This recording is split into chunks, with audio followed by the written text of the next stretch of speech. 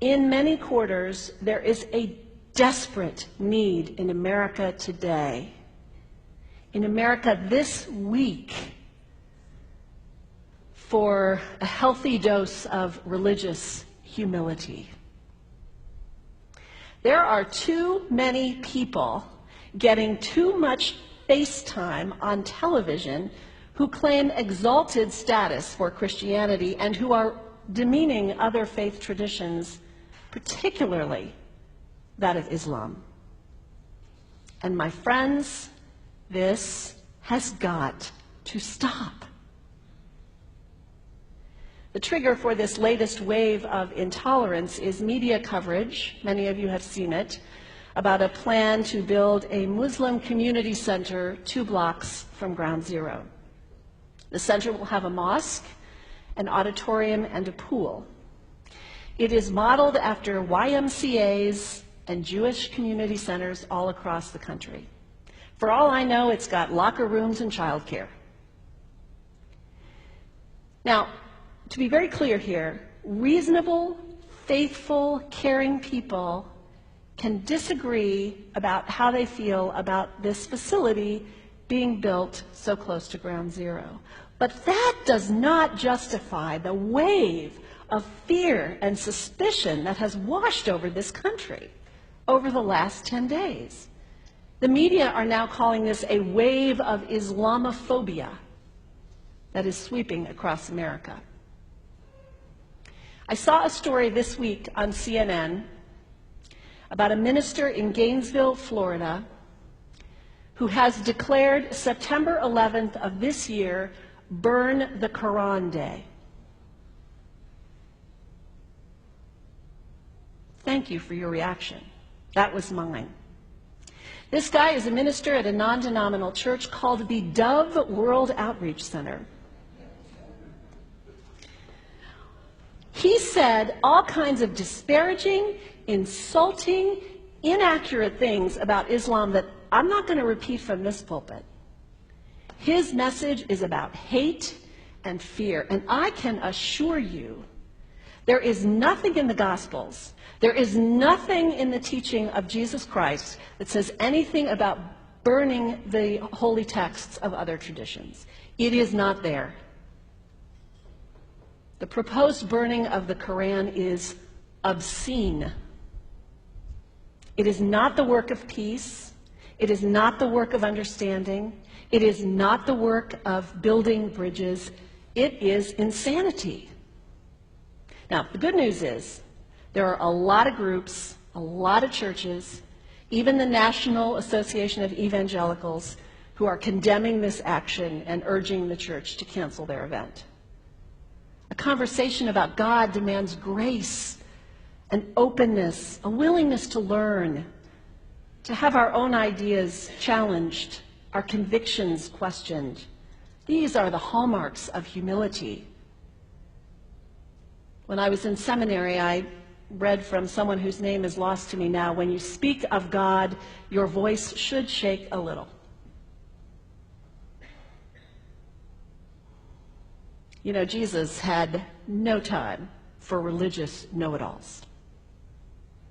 He saved some of his harshest criticism for church leaders, for the Pharisees, the religious leaders who were so certain about who was out and who was in, who was holy and unholy, clean and unclean. Jesus was forever taking all this religious certainty and turning it on its head.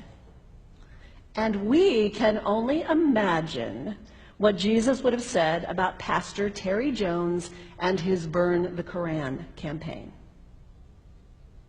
I think he would say, this has got to stop. Followers of Islam believe that the Quran is a collection of revelations received by the Prophet Muhammad from God about 1400 years ago. They believe that Muhammad was the last of a series of prophets and teachers and messengers that included Adam, Moses, Jesus, Abraham, all names revered by us as well. The word Islam means peaceful surrender to the will of God. The Quran was written at a time when the Muslim people were being driven from their homes, persecuted, and killed. The Old Testament was written at a time when Jewish people were being driven from their homes, persecuted, and killed. And religious scholars will tell you that most holy scriptures have stories of war and violence in them. Throughout history, most faiths have used these texts to justify violence. And if there's anyone in this room at this moment who's thinking that I've got it wrong, after church today, pull out your Bible and look up Psalm 137. And you'll see that our own text has passages that can make us uncomfortable.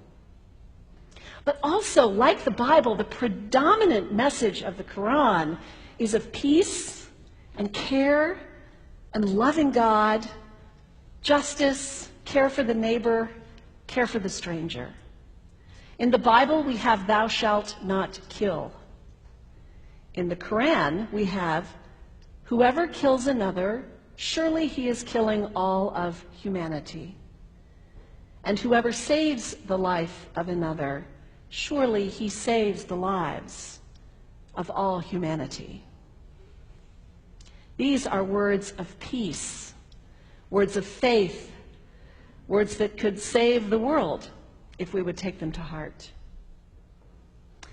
The second thing you can do the next time someone sends you one of those emails demonizing Islam, delete it.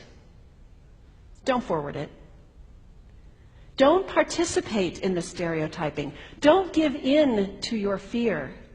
It's okay to be a little afraid. We all have those emotions. Just don't give in to it. Don't sign on for it.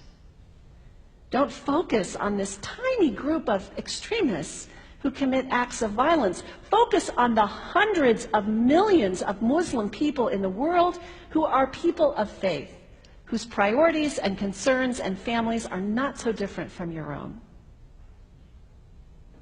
And third, when you think of Muslim people, think of individuals. Think of the professor at Ohio State. Think of the engineer at Honda. Think of the teacher at the elementary school down the street. When you think of Muslim people, remember those who died on 9/11, not the hijackers. There was only a handful of them. Remember Mohammed Sunhami Hamandi. He was born in Pakistan. He came to the United States as a small child with his parents. He played high school football.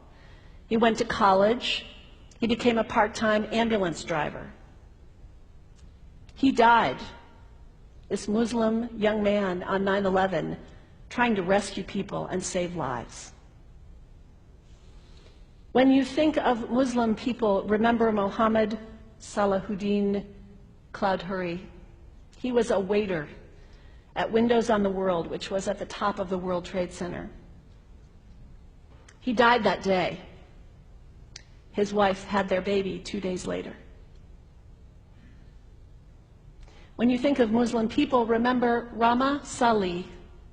She was a woman, 28 years old. Her neighbors described her as fun and outgoing and generous. And she died on American Airlines Flight 11, 7 months pregnant with her first child. Remember the founder of the Islamic Circle of North America, who worked in the World Trade Center and also died on September 11th. That same group now is giving away tens of thousands of copies of the Quran in response to the campaign about burning the Quran. In the language of their own tradition, they are spreading words of faith and peace and hope.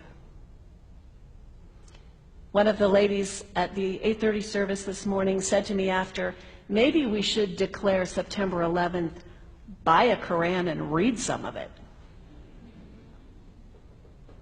It is for us to share our message of love and hope and peace, but let us do it with grace and respect, and above all, humility. God grant us, as individuals, as a nation, as Christians, the humility for this work.